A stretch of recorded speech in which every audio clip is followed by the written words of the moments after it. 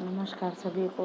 मैं डॉक्टर सुनीता वर्मा आपके अपने हिंदी चैनल हिंदी दिग्दर्शन पर आज मैं आपके समक्ष लेके आई हूँ स्कंदगुप्त का 5वां और अंतिम दृश्य। इसमें मुदगुल टहलता रहता है। वह मन ही मन में कहता है, राजा से रंक और ऊपर से नीचे, कभी दुर्बल मानो, कभी दानव मानो, तो कभी महा मानो, कभी स्नेह सम्मिलित मानो, कभी वीणा की झनकार, कभी दीनता का तिरस्कार। इस तरीके की बात करता है, भाग्य चक्र की बात करता है, क्योंकि भाग में वास्तविकता यही है, कभी दानव है तो कभी मानव है। तो इस प्रथम दृश्य में भी इसी तरीके की बात होती है और वह अपने मन ही मन वो कहता है कि चक्रपालित भीम वर्मा है, वो जो है काल के गाल में समा गए, वीरगति को प्राप्त हो गए, उनकी पत्नी सती हो गई। देवसेना को लेकर के जो बूढ़ा पर्णदत्त है वो लेकर के महादेवी की समाधि के पास रह रहा है, समय निकाल रहा है। इस तरीके की परिस्थितियां हो गई हैं और जो है ये सब सोचता है। इतने में वो देखता है कि विजया सामने नज़र आ रही है, तो वो विजया को देख करके टहलने लग जाता है। विजया देखती कहती, अरे मुदगुल, तुमने मुझे पहचाना नहीं? तो मुदगुल कहता, नहीं नहीं, मैं नहीं जानता, कौन हो तुम? तो वो कहती है कि अरे तुम मुझे जानते नहीं हो, अब ये अवकाश हो या ना हो, मुझे इसकी आवश्यकता नहीं है। मैं जानूँ चाहे ना जानूँ, मुझे तुम्हें आवश्यकता नहीं। विजय कहती है, आवश्यकता नहीं हो ना होने से मनुष्य से बात ना करे। सच तो यह नहीं है, आवश्यकता ही संसार के व्यवहारों की दलाल है, परंतु मनुष्यता भी तो कोई वस्तु है, विजय कहती है। मुदगुल हंसने लगता है। विजय मनुष्यता की बात कर रही है, खुद के अंदर तो मनुष्यता नहीं है। और विजया और मुदगुल की इसी वारदाताओं के साथ इनकी जो बात होती है, ये इनके आपस में बात होते होते ये प्रथम दृश्य की लगभग समाप्ति हो जाती है। उसमें विजया मुदगुल से पूछती है कि कहाँ पे है स्कंदगुप्त? तो मुदगुल कहता है, मुझे नहीं पता। तो कहते, अच्छा ठीक है, तो मुझे देवसेना का पता बता दो। तो देवसेना से मैं मिल लेती। तो फिर बाद में मुदगुल उसे कह देता है, तुम विश्वास के योग्य तो नहीं हो, अच्छा अब तुम क्या कर लोगी? चलो देवसेना जहाँ रहते हैं पर्णदत्त के साथ में, आज कमला देवी के कुटीर से सम्राट वहीं पे अपनी जननी की समाधि पे मिलने आ रहे हैं, तो वहीं तुम्हें सम्राट भी मिल जाएंगे। और देखो विजय, मैंने बता तो दिया, पर तुम सावधान रहना। इतना कहते ही वह चला जाता है। विजय दूसरा दृश्य आ जाता है। दूसरे दृश्य में विजय कहती है, उसने ठीक कहा, मुझे स्वयं पर विश्वास नहीं, स्वार्थ में ठोकर लगते मैं परमार्थ की ओर दौड़ पड़ती हूँ। यह सच्चा परिवर्तन है या नहीं, ये मैं देखूंगी। अपनी भूल कर देश सेवा करूंगी। ओ देवसेना, फिर मेरे सामने वही समस्या आ गई, देवसेना आ गई। इतने में भट्टार का प्रवेश होता है। भट्टार का आता है और भट्टार विजय से सावधान रहने के लिए कहता है। वो कहता है कि तुम अपने कुकर्मों का फल चखने के लिए आई हो। द्वितीय दृश्य में जो आरंभ होता है वो पर्णदत्त सूखी रोटियां बचा करके करते हैं। बहुत बुरी स्थिति हो गई है बेचारों की, भिखारी वाली स्थिति हो चुकी है। यहाँ पर सूखी सूखी रोटी जो कुत्तों को देने का मन नहीं करता था, वह भी अपने लिए रखते हैं और भीख मांग करके अपना पालन पोषण करते हैं। इतने में पर्णदत्त के पास एक नागरिक आता है। पर्णदत्त कहता है कि बाबा कुछ दे दो। नागरिक कहता है, वह तुम्हारी कहाँ गई? संकेत करता है। तो वह कहता है, मेरी बेटी, वो तो स्नान करने गई है। तो नागरिक कहता है, उसका कुछ गान वान सुना होता तो मैं कुछ दे देता तुम्हें। पर्णदत्त को बहुत गुस्सा आता, दांत पीसता, कहता है, नीच दुरात्मा, विलासता का नार की कीड़ा, बालों को संवार के अच्छे कपड़े पहन के अब भी घमंड से तना हुआ है, कुल बधुओं का अपमान करते, इसको शर्म नहीं आती है। इस तरीके का बड़बड़ाता है। फिर देवसेना उधर से आती। देवसेना कहती, क्या हुआ बाबा, क्यों चिढ़ रहे हो? जाने दो, जिसने नहीं दिया ना देने दो, जो दे दे तो ठीक है। पर्णदत्त कहता है कि देवसेना, अन्न पर स्वत्व है भूखों का और धन पर स्वत्व देशवासियों का।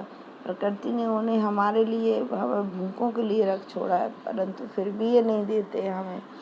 देवसेना कहती, बाबा क्षमा कर दो उसको, जाने दो, वो तो कोई ऐसे ही होगा दीवाना। पर्णदत्त कहता है कि हमारे ऊपर सैकड़ों अनाथ वीरों के बालकों का भार है बेटी। ये युद्ध में मरना जानते हैं, परंतु भूख से तड़पते हुए उन्हें देखकर आँखों से रक्त गिरता है। यानी इसलिए भीख मांग रहे थे कि और जो सैनिक है उनको भी खिला सके। पर्णदत्त कहते हैं कि जो है बेटी तुम बैठो और मैं महादेव की समाधि स्वच्छ करती हुई आती हूँ। कुछ दिनों से वहाँ पे सफाई नहीं हुई है और वो देवसेना चली जाती। पंडित कहते हैं आएंगे बेटी तुम बैठो मैं अभी आता हूँ। देवसेना चली जाती है। शून्य में गाती है, शून्य गगन में खोजता है जैसे चंद्र निराश, राका में रमणीय किसका मधुर प्रकाश। इतने में स्कंदगुप्त अपने बदले हुए वेश में प्रवेश करते हैं। स्कंदगुप्त कहता है समाधि को देखकर, जननी तुम्हारी पवित्र स्मृति को प्रणाम। समाधि के समीप घुटने टेक कर फूल चढ़ाता है। माँ अंतिम बार आशीर्वाद नहीं मिला, इसी से मुझे कष्ट, यह अपमान। माँ तुम्हारी गोद में पलकर भी तुम्हारी सेवा न कर सका, यह अपराध क्षमा करो। राजाधिराज कहते हैं कि ये तुमने कुटी बनाई है। देवसेना कहती है हाँ, यहीं गा करके और भीख मांग करके हम अपना जीवन यापन कर रहे हैं। स्कंदगुप्त कहता है कि मालवेश कुमारी देवसेना, तुम और यह कर्म समय जो चाहे करा ले, हमने कभी भी तुम्हें अपने काम का नहीं बनाया। देवसेना, ये ऐसा मेरे प्रायश्चित का फल है और मैं बंधुवर्मा की आत्मा को क्या उत्तर दूंगा, क्योंकि देवसेना बंधुवर्मा की बहन थी। तो देवसेना वह कहती है कि मैं अपने लिए नहीं मांगती, देव आर पंडित से साम्राज्य के बिखरे हुए सब रत्न एकत्रित कर लिए। जितने भी साम्राज्य के बिखरे हुए रत्न थे, सैनिक थे, कुछ लोग जो बचे थे, हम सब लोगों ने इकट्ठा कर लिए। वो सब एक जगह पे है। किसी की टूटी हुई तलवार है, तो किसी के जीर्ण वस्त्र खंड है, वो सब सेवा में लगे हुए हैं इसी आशा से कि एक दिन आप आओगे तो ये जो है देवसेना इकट्ठी हो जाएगी, पूरी सेना इकट्ठी हो जाएगी, इस तरीके की बात कहता है। देवसेना और सम्राट स्कंदगुप्त की वार्तालाप चलती रहती है। देवसेना स्कंदगुप्त को दासी बने रहना चाहती है, परंतु वे जानती कि उनका हृदय विजया के लिए उन्मुख था और वे उनके पैरों पर गिर पड़ती है। तो स्कंदगुप्त रोने लगते हैं, उनके आंसू आ जाते हैं। वे देवसेना को उठाते हुए कहते हैं कि मैं प्रतिज्ञा करता हूँ कि मैं अपना पूरा जीवन कौमार्य रूप से बिताऊंगा, विवाह नहीं करूँगा, मैं कुमार जीवन व्यतीत कर लूँगा। मेरी जननी की समाधि इसकी साक्षी है। देवसेना पंडित को लेने के लिए चली जाती है। इतने में उसका प्रवेश होता है पंडित का, और जो दिया अच्छा जान करके स्कंदगुप्त उससे कहता है कि चुप रहो विजया, विजया तुम कहाँ से आ गई? मेरी आराधना की तपस्या भंग करने के लिए। इस प्रवंचना से कलुषित न करो, तुम यहाँ से जाओ। यदि स्वर्ग मिल जाए तो मैं उससे भी दूर रहना चाहूँगा, यदि तुम स्वर्ग हो तो मैं उससे भी दूर रहना चाहूँगा। विजया स्कंदगुप्त को तृष्णा दिलाती है, कहती है कि क्या जीवन के प्रत्यक्ष सुखों से तुम्हें भी तृष्णा हो गई है? आओ हमारे साथ बचे हुए जीवन का आनंद लो। वह पैरों पर गिर पड़ती है। स्कंदगुप्त पीछे हट जाता है, कहता है कि पिशाची हट जा, नहीं जानती मैंने आजीवन कुमार व्रत की घोषणा प्रतिज्ञा की है, मैं विवाह नहीं करूँगा। विजय फिर एक बार सोचती, मैं फिर से हार गई, मैं इतना बड़ा जो है मेरी हार हो गई। और वह कहता है कि तुम चलो मेरे साथ। विजया कहती है कि नहीं, मेरी इतनी बड़ी हार हो गई, आत्महत्या कर लेती है। इतने भट्टार का आ जाता है। स्कंदगुप्त तो भट्टार को आदेश देता है कि इसकी बॉडी को और इसके संस्कार कर दो, अंतिम संस्कार। इस तरीके से विजया का अंत हो जाता है। फिर आता है हमारे समक्ष तृतीय दृश्य। तृतीय दृश्य में देवसेना है और नागरिक है, बाकी वेश धारण किए हुए सारे नागरिक हैं। तो एक नागरिक कहता है छोकरी कहाँ गई? दूसरा कहता हाँ छोकरी, कुछ गा दो।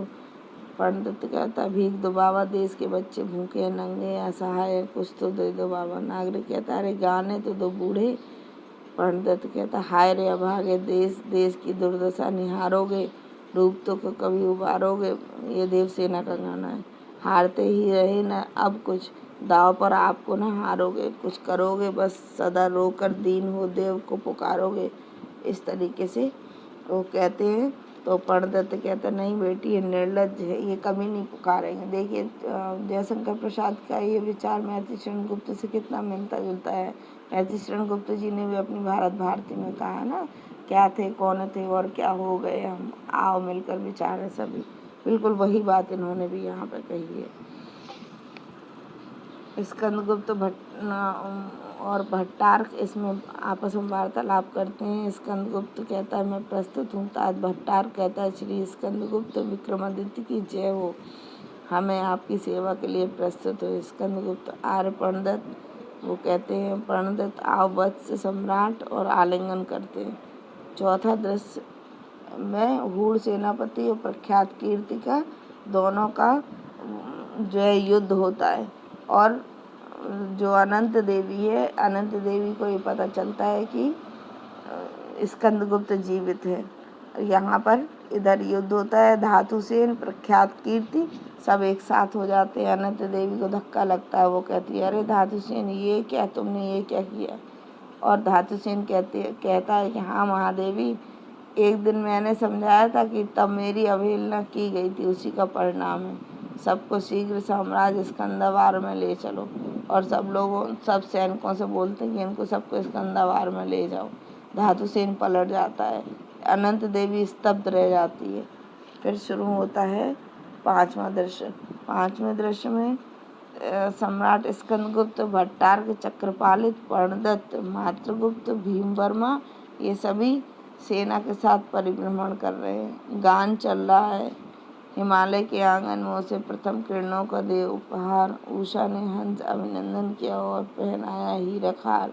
जगे हम लगे जगने विश्वलोक में, फैला फिर आलोक, व्योम तम पुंज तब हुआ नष्ट। इस तरीके से गान चलता है। हूण सेना के साथ खिंगल का आगमन होता है। खिंगल बच गया था भाग्य से, वह सिंह के मुख में आना चाहता है भीषण, पर उसके प्रहारों ने तुम्हें अपनी भूल स्मरण करा दी। स्कंदगुप्त कहता है यह बात करने का स्थल नहीं है, और युद्ध होता है। स्कंदगुप्त कहता है मेरी सौतेली माता अनंत देवी, इस वजह से आप सुखी हो गए क्यों? अनंत देवी क्यों लज्जित करते हो स्कंद, तुम भी तो मेरे पुत्र हो। स्कंदगुप्त कहता आह, यदि यही होता मेरी विमाता तो देश को इतनी दुर्दशा हो गई है वो इतनी दुर्दशा न होती। अनंत देवी कहती मुझे क्षमा कर दो सम्राट। स्कंदगुप्त कहता है माता का हृदय सदैव क्षम्य है। तुम जिस प्रलोभन से इस दुष्कर्म में प्रवृत्त हुई वही तो कैकई ने किया था, तुम्हारा इसमें दोष नहीं है। जब तुमने आज मुझे पुत्र कहा तो मैं भी तुम्हें माता ही समझूंगा। कुमारगुप्त के इस अग्नि तेज को न तुमने अपने कुत्सित कर्मों की राख से ढक दिया। पुरगुप्त कहता है देव अपराध हुआ, क्षमा करो, पैरों पर गिरता है। स्कंदगुप्त भट्टार्क तो मैंने तुम्हारी प्रतिज्ञा पूरी की, लो आज इस रणभूमि में पुरगुप्त को युवराज बनाता हूँ। देखना मेरे बाद जन्मभूमि की दुर्दशा ना हो। रक्त का टीका पुरगुप्त को लगाता। भट्टार्क कहता देवव्रत, अभी आपकी छत्र छाया में हम लोगों को बहुत सी विजय प्राप्त करनी है, आप क्या कर रहे हो? स्कंदगुप्त कहता है छत जर्जर शरीर अब बहुत दिन नहीं चलेगा, इसी से मैंने भावी साम्राज्य नीति की घोषणा कर दी है। इस हूण को छोड़ दो और कह दो कि सिंध के पार के पवित्र देश में कभी आने का साहस न करे। खिंगल आर्य सम्राट और उसको भगा देता है। षष्ठम दृश्य आता है, उसमें एक उद्यान है। देवसेना जो हृदय की कोमल कल्पना सो जा अपने हृदय को समझाती है।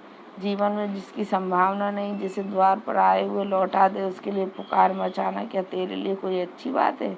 अपने हृदय से कहती आह वेदना मिली विदाई, मैंने भ्रमवश जीवन संचित मधुकारियों की भीख लुटाई। ये बहुत प्रसिद्ध पंक्तियाँ हैं, अक्सर परीक्षा में पूछी जाती है। स्कंदगुप्त आ जाते हैं। स्कंदगुप्त कहते देवसेना कहती है जय हो देव, श्री चरणों में मेरी भी कुछ प्रार्थना है। स्कंदगुप्त बोलता है मालवेश कुमारी क्या आज्ञा है? आज बंधुवर्मा इस आनंद को देखने के लिए नहीं है, अपनी जन्मभूमि का उद्धार करने की जिस वीर की दृढ़ प्रतिज्ञा की थी उसका ऋण शोध कभी नहीं किया जा सकता। इस बार बंधुवर्मा की भगनी अथवा बहन मालवेश कुमारी देवसेना की क्या आज्ञा है? देवसेना कहती है मैं मृत भाई के स्थान पर यथाशक्ति सेवा करना चाहती हूँ और मुझे छुट्टी मिले। स्कंदगुप्त को बहुत दुख होता है, परंतु वह रोके भी किस मुँह से। वो कहता है यहीं रह जाओ देवसेना, एक दूसरे का मुँह देखकर हम अपना जीवन काट लेंगे। कहती है नहीं देवसेना। फिर थोड़ी देर में अपने आप को कंट्रोल करके कहता है कि नहीं देवसेना जाओ, मैं तुम्हें रोकूंगा नहीं, तुम जाओ। हतभाग्य स्कंदगुप्त अकेला ही रह गया।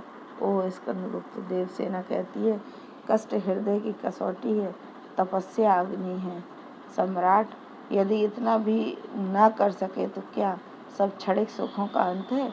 इसमें सुखों का अंत ना हो, इसलिए सुख करना ही ना चाहिए। और वह घुटने टेक देती है। स्कंद उसके सिर पर हाथ रख देता है, पर्दा गिर जाता है और इस महान नाटक स्कंदगुप्त की समाप्ति हो जाती है।